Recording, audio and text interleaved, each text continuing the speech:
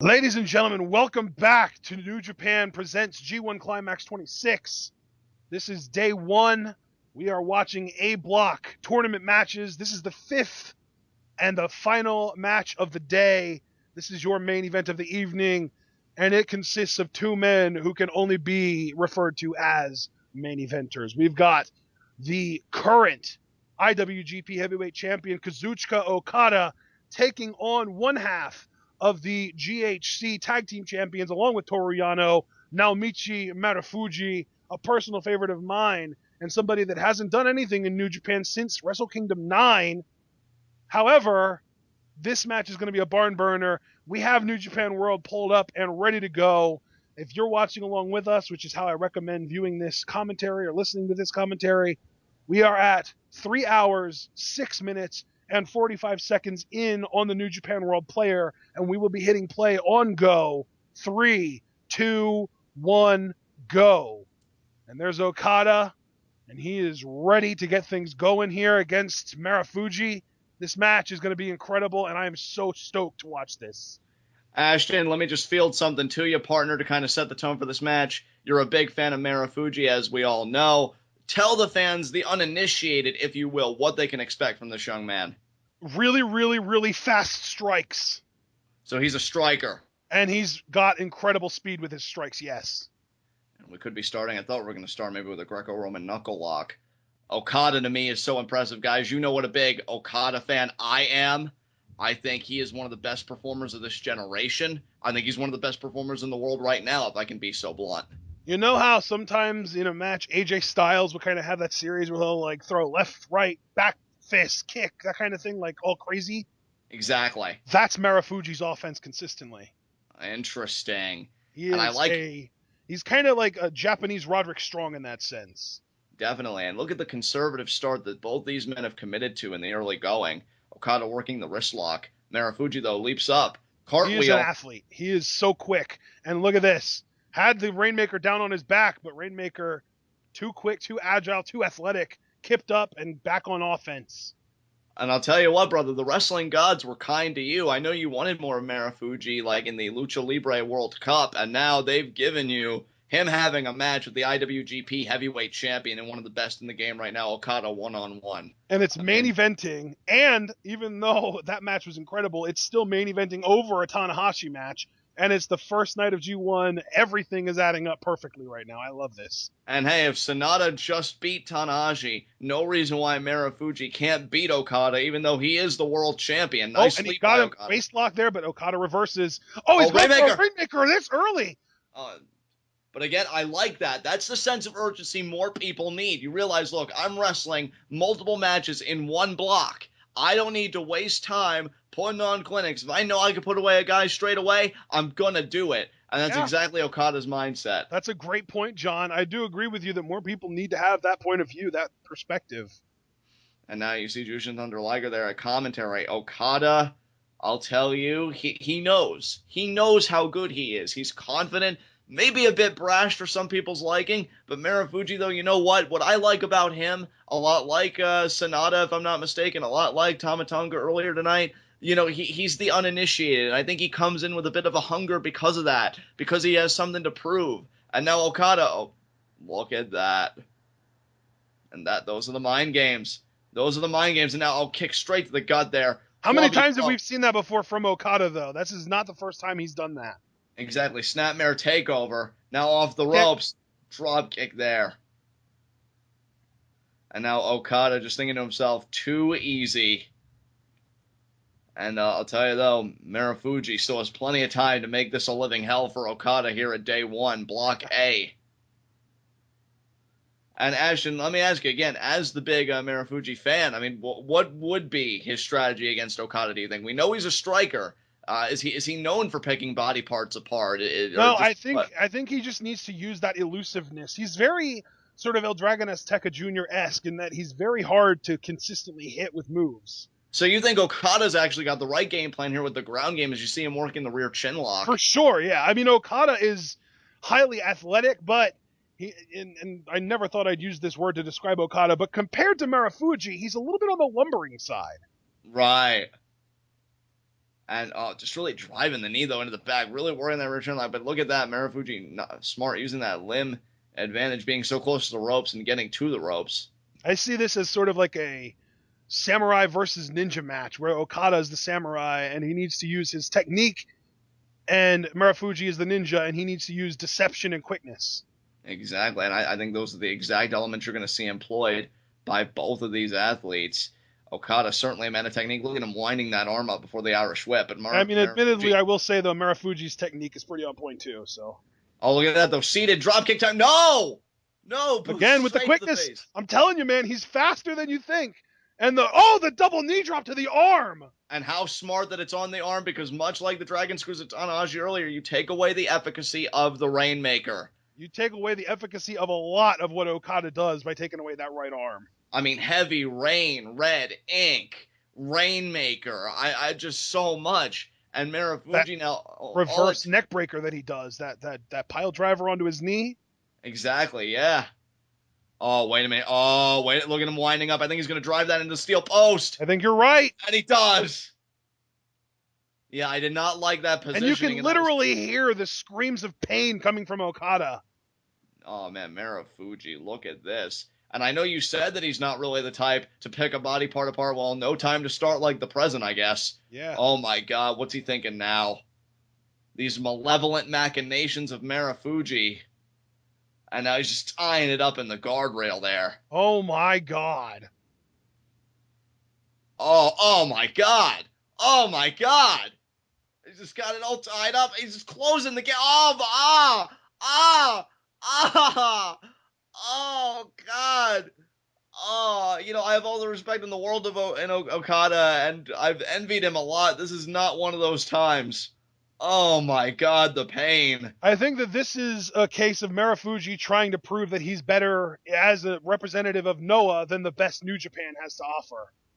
So that's what you think? You think it might be a pride issue a little bit there? 100% on Marufuji's part, yes.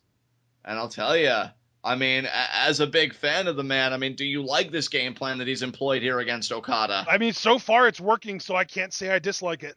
Exactly. Okada there, look at him. He's in a heap right now. Oh, my God. Him and Tanahashi can start their own club when this is over. It'd be quite apropos, actually. Yeah. Oh, man, and now Marufuji. And now that's what I got to say. And I can't blame Okada. I understand when you're in pain, you're not thinking 3 steps ahead. But when you're lying like that with your arms in open view, that really is just wearing the bullseye and saying, continue the work that you started. Yeah. Not trying to guard the arms at all, not playing any defense. And again, I'm not chastising Okada for that. He's got to be in such pain. You can't think 3 steps ahead when you're in that much pain. Believe me, I know. You can't think 1 step ahead. You're in the present when you're in that much pain. Exactly. And oh my God, Marufuji, they're just cranking on that arm. When you're in that much pain, that's when the id takes over and you start focusing exclusively on self-preservation over being able to beat up this other guy. Exactly. And again, folks, remember, Okada being the world champion, the prize he's fighting for is virtually controlling his own destiny. What is the Wrestle Kingdom 11 minute? There for Marufuji. That was beautifully done. And I'll tell you now, Okada receding into the corner. Marufuji just stalking him. Notice Look how at slow this. his forearm. Okada can't even throw a forearm without feeling an immense amount of pain. Immediately goes to the arm after hitting the forearm, and there's a chop there by Marufuji. And how fast was that chop from Marufuji? It just shows a huge difference. And Okada, he's in pain, people. Marufuji has lightning-like strikes and reflexes. It is unfair. Could we be getting ready for our second upset of the night? I know Okada dominated. I'm glad that you bring that up, because I think that the biggest advantage Okada has that Tanahashi didn't necessarily have was youth. Tanahashi has always been known for his excellent conditioning, but Father Time will take your endurance along with your age. Exactly. I mean, Father Time, the greatest competitor in history, still undefeated all this time later. No pun intended. And now the arm's still trapped. Oh, my God. Oh, my God. And, folks, you might be wondering why such Did he just punch Okada in the face with Okada's own fist? I don't know if he did. Nice back elbows there by Marufuji. He might have. Looked like he might have, but maybe I'm just seeing things. And folks, you might be wondering, geez, John, those are some visceral reactions. You guys don't understand. When a body part is weakened like that and you're tying it and look at the back elbow from Marufuji. Oh, what height on it, too. And Okada now staggering, still favoring the arm. Now, could it be the Irish whip here? Yes, it is. Reverse Irish whip there by Okada. Is it going to be a dropkick? No. Back body drop. And he immediately sinks, though. Okada cannot. He's got to regain his composure here. That was a nice way for him to buy some more time, maybe try and reverse the momentum of this match. But right now, I feel bad because Okada is reeling. He is. He is. And I remember Okada, he dominated G1 last year. I think his first loss actually came at the hands of Goto. And now he might pull an Ishii. He might lose the first match out of the gate with the way that arm's looking. But now quickening the pace a little bit. Marufuji the reverse of the Irish whip. Nice back elbow there with I think that was the good arm. Or maybe it was the bad arm. No, it was the bad arm. It was the bad arm. But the thing about that is a lot of the time, if you have a bum limb, you can just kind of use that as sort of a kamikaze weapon where you just throw it at your opponent and it might hurt, but you've got all the force behind it because of the other limbs that are working. Exactly. And DDT there and then kips up. God, I love Okada. He's such an amazing athlete. He's got to get that arm in better. A nice uppercut there. But only a 2 count. And what I was going to say is the more stuff he does like that, as much as I said you can kind of use that bum limb as a sort of kamikaze weapon, it's just going to keep doing more and more damage to it the more you use it. Exactly. And I got to tell you, man, Okada may have to start considering winning this match with something other than the Rainmaker. Only time will tell. Yeah. Now he's going to go to the top rope, and now could it be that Okada... drop maybe. Oh, but look at this. Marufuji too quick. Okada on his feet. Back elbow to Marufuji. Off the ropes. Marufuji follows through. Big lariat takes Okada down. Huge lariat indeed. And now Marufuji, though, that momentum I think kind of winded him a little bit. The difference here, though, as winded as he might be, is he doesn't have any kind of bum limbs like Okada does right now. Okada needs to worry about waking that right arm up. Exactly. Because as powerful as it is, it's not going to be able to deliver a full strength money. Whoa. Wow. Oh, right on the arm. Rainmaker is what I was going to say before Marufuji decided to just obliterate Okada's elbow again. But yeah, the Rainmaker is losing its efficacy by the second. Exactly. And I got to tell you, dude, Marufuji using all of his body weight on that arm, that's sending a message big time. It is. Oh, my God. And now, right on the ring apron, and that's the hardest part of the ring is the apron, people. We always say that, man. There is no padding on that. And, I mean, granted, there's not much padding otherwise. There's only about 1/4 to 1/2 of an inch worth of padding in the ring itself.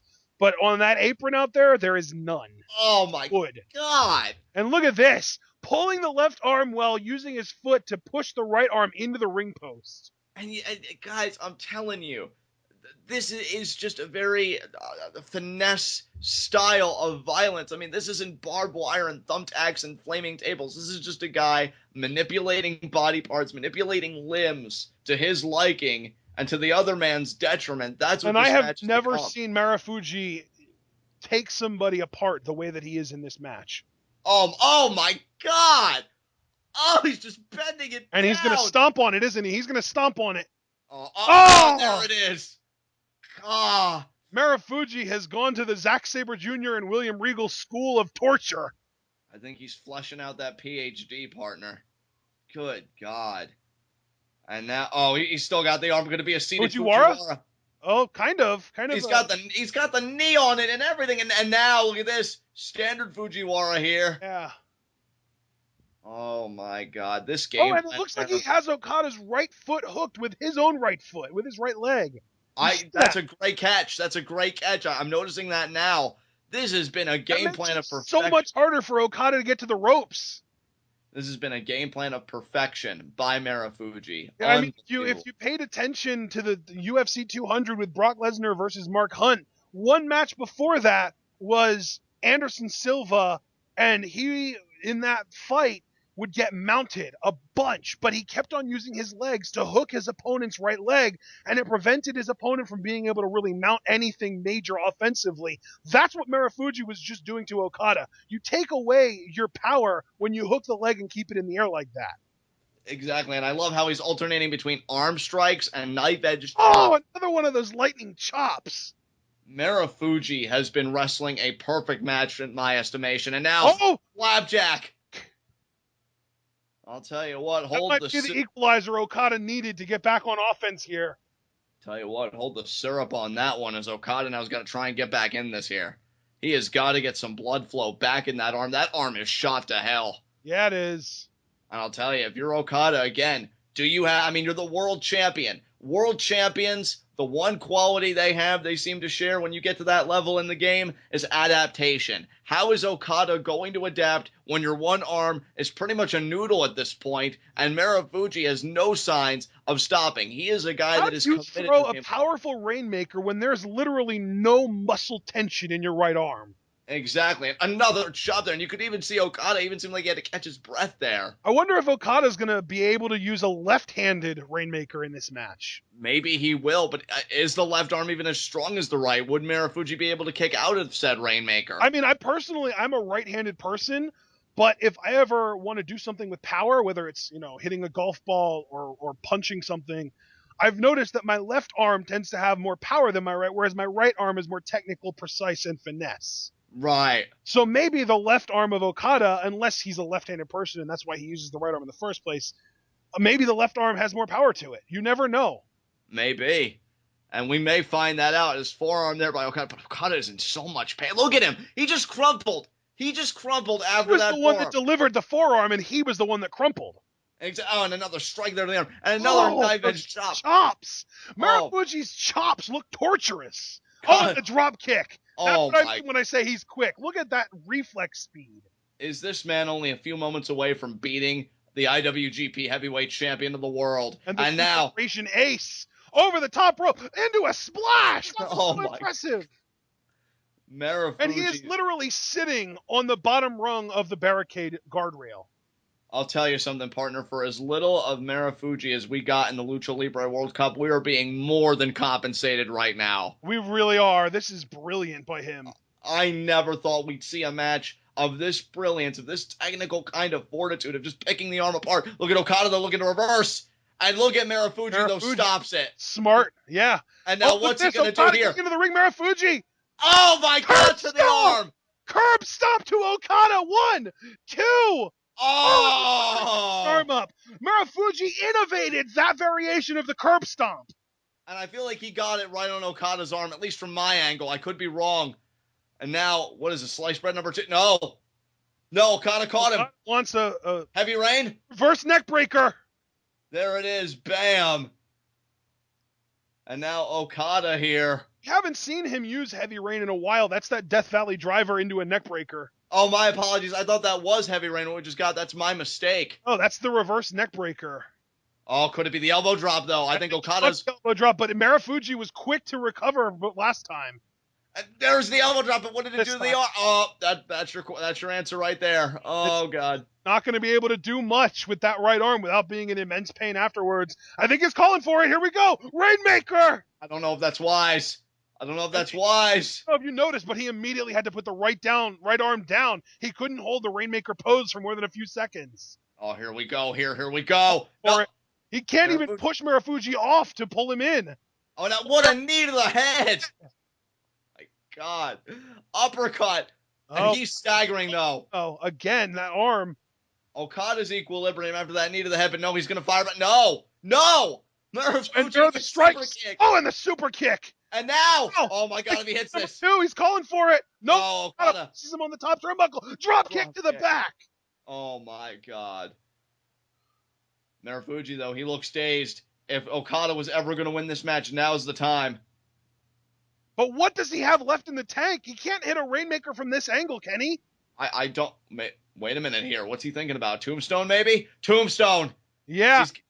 Tombstone. He can barely even keep that right arm hooked around Marufuji. And look at Marufuji moving the legs. Marufuji to get out of this. Look at this. He's used that right arm being weak. A super kick.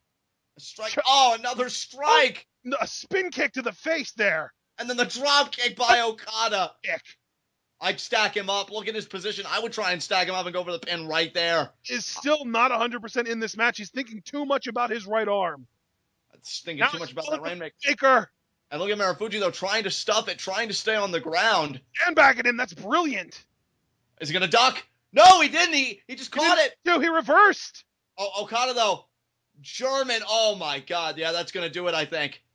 I don't know if Marufuji has another counter in him. Does he? He does! He Right does. to the arm! Checked it. Oh, right to the head! The roundhouse kick there almost. And another shot. And the right strike, that might be it. Oh my God, Okada just saw, look at his eye.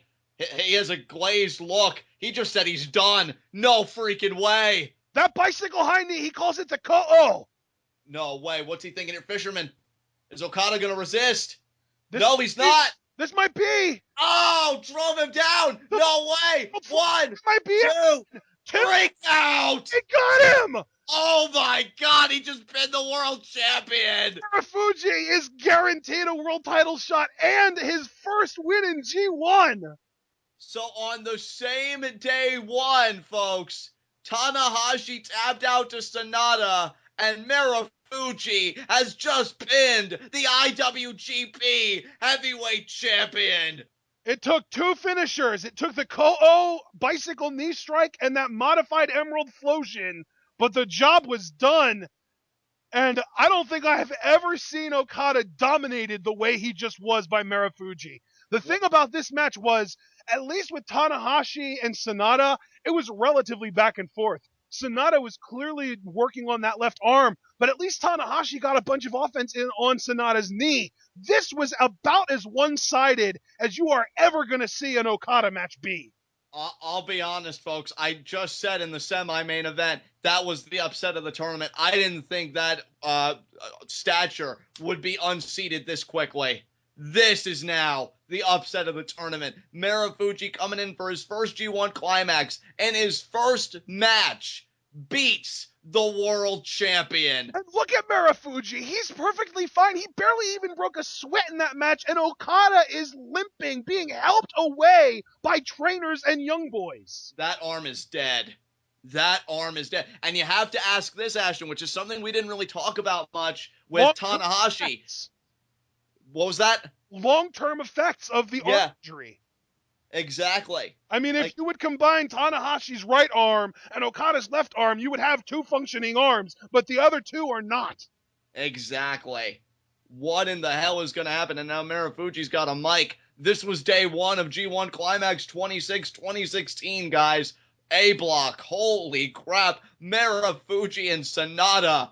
They're the big dogs right now. Holy crap. What a day for those two men. Marufuji and Sanada with massive individual victories over easily the two top players in New Japan right now. They are laying claim to say, you guys aren't the top guys anymore. We're stepping in.